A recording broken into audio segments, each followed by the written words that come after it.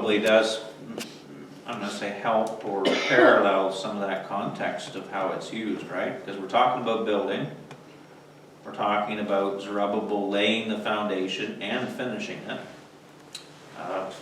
For who has despised the day of small things, right? Well, how do you start a building?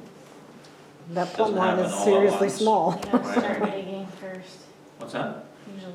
Yeah, and I mean, it most of the time it's just deciding to start, right? I mean, that might seem like a small thing, but if it don't start with that, then it's not gonna happen, right? You know, then the idea of this, for these seven rejoice to see the plumb line in the hand of Zerubbabel, like we've established that as the seven eyes of the Lord, right? The Holy Spirit that Isaiah 11 speaks to, that he's watching, right? God's rejoicing, right? Just start, right? Begin. Start the main thing. And then also the flip side, now God's watching you. So, I mean, there's lots of different applications that you can come out of that, right? Who are you working for? Who's getting honor? Who's doing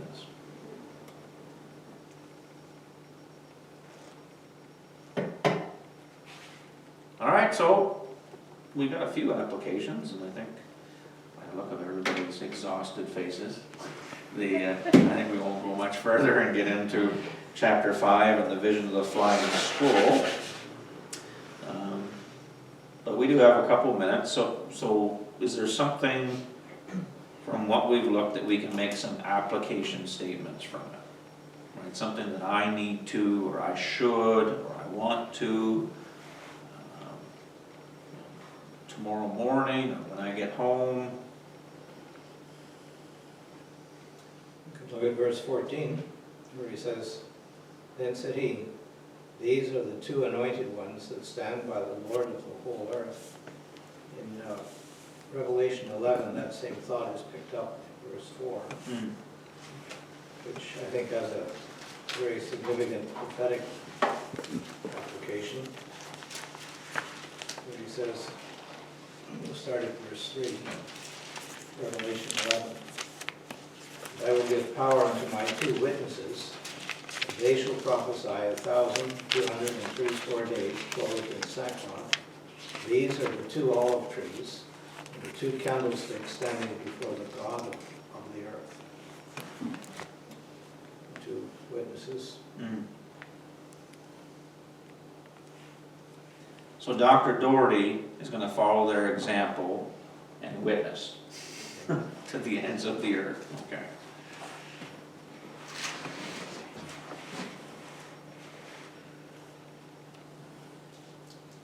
Okay, anybody else?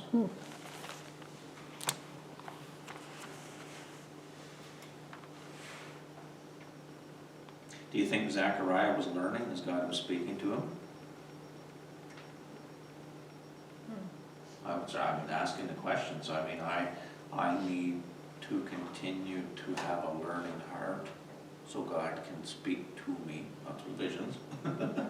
but I mean, as I study, and there are special ways that he moves, right? I mean, I shared on Wednesday, you know, the idea of taking some of our kids from Kids Club to the bus, because there was no vehicle available, and them asking me to stay and put them on the bus, right? And listening to their chatter. I mean, school's almost done, and that was especially if I had went, no, I gotta get to work, right? I'm losing money here. I would have missed, you know, a good spiritual opportunity to have conversations with them, right? So being able to learn, being sensitive, yeah, I need to make sure that I'm still that way. I like that God uses a lot of visual illustrations from the real world to help us get things that are extremely abstract otherwise. Yeah, because I run around the golden lampstand and poles. Yeah. I'm just joking, yeah. But yeah, no, Plumb lines we it get. was very measuring it. real in their time, yes. Right. Yeah. You probably need gold in order to afford olive oil today, though. Very expensive. Getting that way. It's crazy. No more hummus for Jeremy. That's right. Yeah, but I mean, right, he speaks through objects, and he's not throwing something so bizarre that they weren't able to understand it. I mean, it follows right through, well, Zachariah's 5:20, so, you know, Revelation, 500 and some years later, right, same pictures.